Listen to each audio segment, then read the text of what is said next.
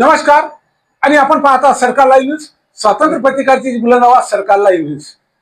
Electronic digital media group यांच्या सचिव doctor अंबाजोगाईकर साहेब यांनी रेती उत्खनन संबंधित प्रशासनाची काय नियमावली आपल्याला वाचून दाखवलेली आहे ते पाहूया. पण सोबतच आम्ही एक अपील करणार आहोत की आम्ही पत्रकार या हिशोबाने हे प्रसारित करत आहोत की जनतेच्या जागरूकतेसाठी.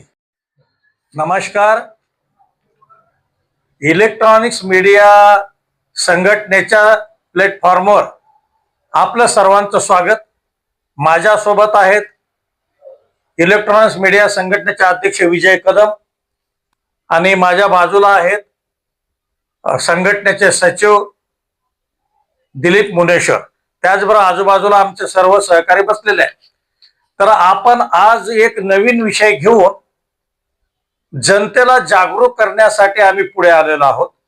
माझ्या हातामध्ये शासनाचा रेती घाटा संदर्भात जी नियमावली आहे त्याची नियमावलीची एक यादी की रेती कशा पद्धतीनं रेती घाटावर वहन केली पाहिजे आणि गरजूपर्यंत कशी पोहोचली पाहिजे, त्याची नोंद कशी ठेवली पाहिजे, हे शासनाची नियमावली ह्या कागदावर आहे. आणि याच्यामध्ये खुद उमरखेडचे तहसीलदार सुरटकर यांची सही आहे. आणि उमरखेड महागाव या ठिकाणावर आतापर्यंत 7 पेंड हरास झालेले आहेत आणि या पेंडावरून शासनाच्या नियमाची कुठलीही अंमलबजावणी मात्र होत नाही. अगोदर मी तुम्हाला दाखवण्याचा प्रयत्न करतो की नियमावली आहे का. पहा, शासनाचा नियम असा आहे की वाळू घाटातून उत्खनन केलेल्या वाळूची नोंद महाखनिज प्रणालीवर ऑनलाईन घेणे बंधनकारक असेल. नियम पहिला. नियम दुसरा, ग्राहकांना सकाळी 6 ते संध्याकाळी 6 वाजेपर्यंत वाळू विक्री करणे बंधनकारक आणि विक्री केलेल्या वाळूची नोंद महाखनिज प्रणालीवर घेण्यात आली पाहिजे. नंबर 2 झाले. आता तिसरा नियम असा आहे की लिलाव धारकाने परवाना धारकाने रेती वाळूचे केलेले उत्खनन, विक्री व वाहतूक केलेल्या रेती बाबतची दैनंदिन हिशोब नोंद होई ठेवणे आवश्यक आहे. जागेवर ही नोंद वही व इतर हिशोब कागदपत्रे जिल्हा खनिकर्म अधिकारी, खनिकर्म निरीक्षक, महसूल अधिकारी, मग त्याच्यामध्ये तलाठी असेल, ग्रामसेवक असेल, जे कोणी असतील, महसूल अधिकारी, तसेच जिल्हा अधिकारी व भूविज्ञान, लक्षात घ्या, भूविज्ञान व खनिकर्म संचालनालयातील निरीक्षक करणाऱ्या अधिकाऱ्यांना उत्खननाच्या जागेवर उपलब्ध करून देण्यात येईल. म्हणजे जेव्हा खनिकर्म किंवा भूविज्ञानचे अधिकारी येतील किती उत्खनन होईल त्यांना त्यांनी उत्खनन कुठून केलं याची दैनंदिनी त्याची यादी देणं बंधनकारक आहे. चौथा नियम, वाळूची वाहतूक करताना वाळूतील जी वाळू ताडपत्रीने झाकणे आवश्यक आहे.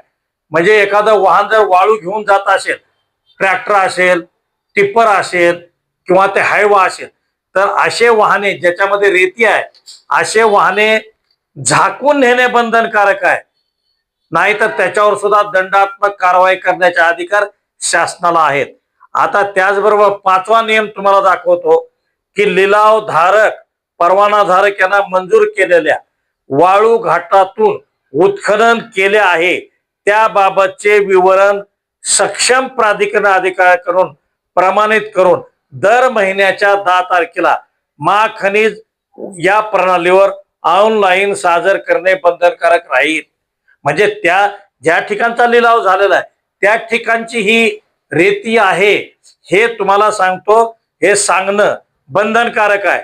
जे लिलाव धारक, परवाना धारक मासिक वितरण विवहित वेळेत ऑनलाईन सादर करणार नाहीत त्यांच्या विरुद्ध ठेका रद्द करण्याबाबत, पहा, जर त्याने असं नाही केलं तर ठेका रद्द करण्याबाबत तसेच त्यांच्या विरुद्ध दंडात्मक कारवाई करण्याचे अधिकार जिल्हा अधिकारी यांना राहतील, असा 5वा नियम या ठिकाणचा आहे. आणि 6वा नियम सुद्धा तुम्ही पहा, लिलाव धारकाने किंवा परवाना धारकाने वाळू वाहतुकासाठी वापरण्यात येणाऱ्या वाहनाची माहिती पहा माननीय जिल्हाधिकारी यांना देण्यात यावी आणि कोणत्याही परिस्थितीत वाहनाच्या वहन क्षमतेपेक्षा जास्त वाहतूक होणार नाही याची दक्षता घेण्यात यावी. म्हणजे किती वाहनात भरायचं नाही, ज्या वाहनाची क्षमता आहे त्या क्षमतेचं कार्ड सुद्धा त्यांच्याजवळ असलं पाहिजे. या वाहनामध्ये इतकं टन मेट्रिक किंवा ब्रास वा रेती बसते त्याच्यापेक्षा जास्त तुम्हाला वहन करता येणार नाही, हा सुद्धा 6वा नियम आहे. 7वा नियम पहा, बोर होऊ नका नागरिकांनो, जागे व्हा, तुमच्यासाठी आम्ही सांगत आहोत. आणि 7वा नियम आहे, नदी किंवा खाडीपात्रातून वाळू काढत असताना पात्र लिलावाधारक यांना त्यांनी उत्खनन केलेल्या वाळूच्या जास्तीत जास्त 10% वाळू पहा, म्हणजे जो रेती घाट हरास झालेला आहे त्यामधील उत्खनन केलेल्या वाळूच्या 10% वाळू प्रधानमंत्री, लक्षात ठेवा, प्रधानमंत्री आवास योजनेअंतर्गत तसेच आर्थिक दृष्ट्या मागास प्रवर्गातील लाभार्थ्यांच्या घरकुलासाठी विनामूल्य, पहा विनामूल्य उपलब्ध करून देणे बंधनकारक आहे. पहा, रेती घाट जरी एखाद्याने घेतलेला असला तरी प्रधानमंत्री आवास योजनेसाठी 10% जी वाळू आहे ते आर्थिक दृष्ट्या दुर्बल लाभार्थ्यांना विनामूल्य उपलब्ध करून देणे बंधनकारक आहे, हा सुद्धा नियम आहे. त्याबाबत लिलाव धारकात शासनामार्फत पहा कोणती रक्कम अनुज्ञेय राहणार नाही, म्हणजे घेता येणार नाही, याची लिलावाधारकाने नोंद घ्यावी, असा सुद्धा शासनाचा नियम आहे. आणि बरंच काही आहे. त्याच्यानंतर 9वा नियम आहे, प्रधानमंत्री आवास योजनेअंतर्गत आर्थिकदृष्ट्या मागास प्रवर्गातील लाभार्थ्याच्या घरकुलासाठी वाळू उपलब्ध करून न दिल्यास पहा नियमातील तरतुदीनुसार योग्य ती कारवाई करण्याचे अधिकार माननीय जिल्हाधिकारी साहेबांना आहे. लक्षात आलं, म्हणजे मोफत देणं आवश्यक आहे. तसे 10वा नियम असा आहे की प्रत्येक वाळू गटातील वाळू वाहतुकीसाठी एकच रस्ता ठेवण्यात यावा, एकच रस्ता. आणि पुढचे नियम तर अतिशय कडक आहेत, लक्षात घ्या नागरिकांनो, लक्षात घ्या. आणि तुम्ही जागे व्हा, जोपर्यंत तुम्ही जागे होणार नाही किंवा तुम्ही हे नियम शासनाच्या निदर्शनात आणून देणार नाही किंवा या नियमाचं पालन करण्यासाठी शासनाला तुम्ही दबाव आणणार नाही तोपर्यंत कुठल्याही नियमाचं पालन होणार नाही.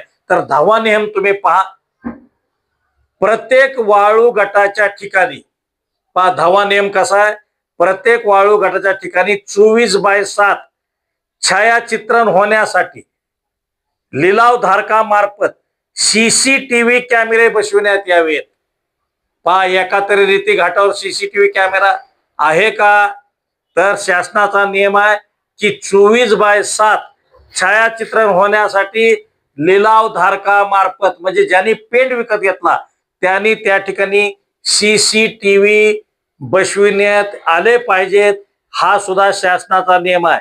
आणि यापैकी किमान एक CCTV कॅमेरा वाहतुकीच्या साधनात, म्हणजे ज्या ट्रकवर वगैरे आहे, ज्या ठिकाणी वाळू भरण्यात येते त्या ठिकाणी बसवण्यात यावा व वाळू गटातील वाळूची वाहतूक करणारी सर्व वाहने गावातील ज्या ठिकाणावर ये जा करतात त्या ठिकाणच्या छायाचित्रणाकरिता वापरण्यात यावा.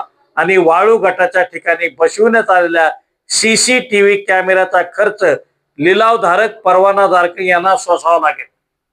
पहा शासनाची जिम्मेदारी नाही, ज्यांनी तो पेंट घेतलेला आहे त्यांना त्या ठिकाणी CCTV लावायचा. ज्या रस्त्यावरून येणार आहेत त्याची सुद्धा रेकॉर्डिंग झाली पाहिजे, हा सुद्धा शासनाचा 11वा नियम आहे. 12वा नियम तुम्हाला सांगतो, लिलाव धारकांना CCTV सार्वजनिक सर्वेक्षणासाठी शासनाने निश्चित केलेल्या, म्हणजे शासनाने जो निश्चित केलेला सर्वेक्षणाचा नियम आहे त्या संकेतस्थळावर उपलब्ध करून देणे सुद्धा बंधनकारक आहे. म्हणजे शासनाला सुद्धा ह्या CCTV कॅमेऱ्यामध्ये काय काय रेकॉर्ड व्हायलंय हे सुद्धा उपलब्ध करून देणं हे परवानाधारकाचं काम आहे.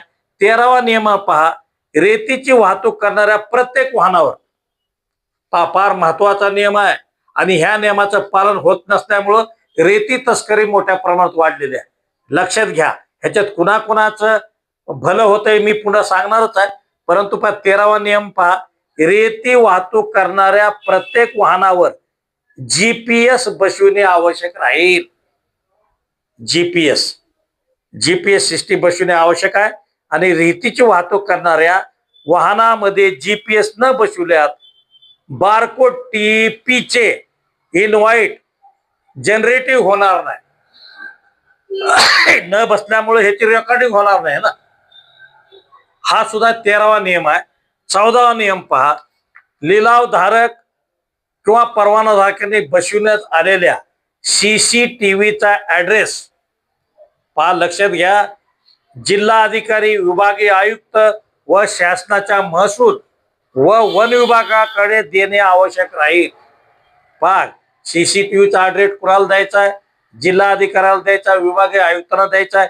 तसेच शासनाच्या महसूल आणि वन विभागाकडे देणे बंधनकारक राहील. आणि लिलावधारकाने वाळू उत्खनन व वाळूचे छायाचित्रण असलेली सीडी, ज्या पद्धतीने तुम्ही उत्खनन करत आहात, वहन करत आहात, ह्याची सीडी सुद्धा तुम्हाला काढणं आहे आणि सीडी दर 15 दिवसांनी तहसील कार्यालयात जमा करणे अनिवार्य आहे. शासनाचा नियम आहे, ह्याची सीडी काढा आणि तहसील कार्यालयात दर 15 दिवसानं ते सीडी जमा करणे आवश्यक आहे. इथले तहसीलदार असतील, एसडीओ असतील, त्यांना हे नियम माहित नाहीत का? नियम माहित नाहीत का? नियम आहेत, नियमाची पूर्तताच करून घेत नाहीत हे अधिकारी. आता 14वा नियम तुम्हाला मी सांगितलेला आहे, आता 15वा नियम सांगतो. त्यासाठी संबंधित लिलावधारकाकडे, परवानाधारकाकडे तहसीलदारांनी प्रमाणित करून दिलेली भेटवही ठेवणे आवश्यक असेल.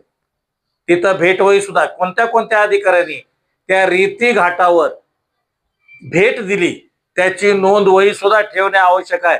इतके 15 नियम रेती उत्खननाचे वहनचे आहेत आणि हे तहसीलदार सुरटकर, उमरखेड तहसीलदार यांच्या सहीने हे उमरखेडच्या 7 रेती घाटाला हे नियमावली देण्यात आली आहे आणि ही नियमावली महाराष्ट्रातल्या सर्वच रेती घाटांना लागू आहे. प्रत्येक त्या ठिकाणचे ते तहसीलदार देत असतील. परंतु उमरखेड तालुक्यापुरता विचार करता ही नियमावली शासनाने जाहीर केलेली आहे. शासनाचे तालुका दंडाधिकारी तहसीलदार सुरटकर यांच्या सहीने हे नियमावली या ठिकाणी प्रकाशित करण्यात आलेली आहे. परंतु यामधील कुठल्याही नियमाची पूर्तता मात्र होताना दिसत नाही. त्यामुळे होतंय काय की ज्याच्या हातात असे वाहनं सापडतात ज्याच्यावर जीपीएस लावलेलं नाही, सीसीटीव्ही कॅमेरे नाही, हे काय करतात, एका पावतीवर तीनदा वाहनं नेतात.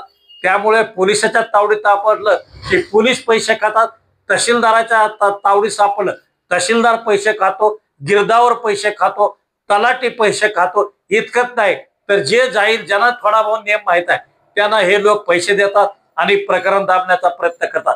त्यामुळे रेती प्रकरणामधून अनेक माफिये गुंड तयार होत आहेत आणि ह्या शासनाच्या नियमाची पूर्तता शासनाचेच कर्मचारी करून घेत नाहीत आणि त्यामुळे रेतीचा धंदा हा सोन्याचा धंदा झालेला आहे आणि यामुळे शासनाच्या तिजोरीवर मोठा भुर्दंड पडत आहे आणि शासनाच्या तिजोरीमध्ये नाममात्र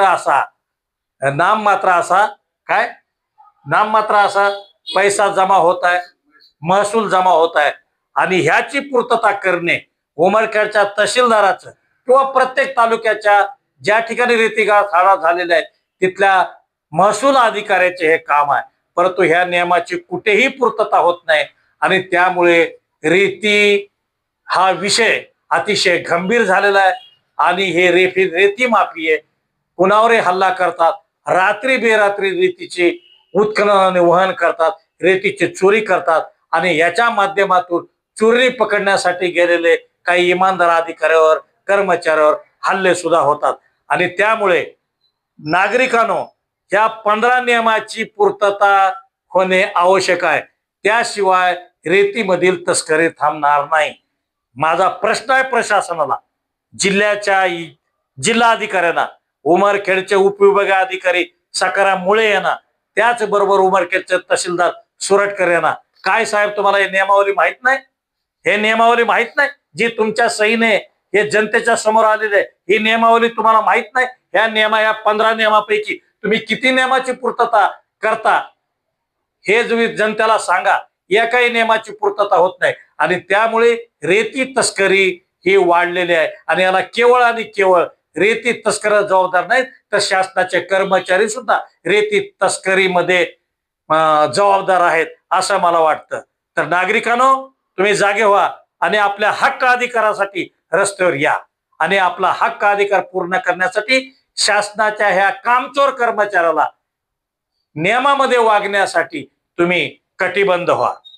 माझ्यासोबत माझे सर्व सहकारी, इलेक्ट्रॉनिक्स मीडियाचे सर्व सहकारी आहेत आणि आम्ही हे जनतेला जाग करण्यासाठी ही माहिती आपणापर्यंत पोहोचवत आहोत. ही माहिती जर तुम्हाला योग्य आणि चांगली वाटत असेल तर ही आमची माहिती तुम्ही इतरांसोबत शेअर करा, पाठवा आणि जनतेला जागा करण्याचा प्रयत्न करा. पुन्हा भेटूया आपण नव्या विषयासह. तोपर्यंत नमस्कार. सरकार लाइव न्यूज, स्वतंत्र पत्रकारिता की बुलंद आवाज.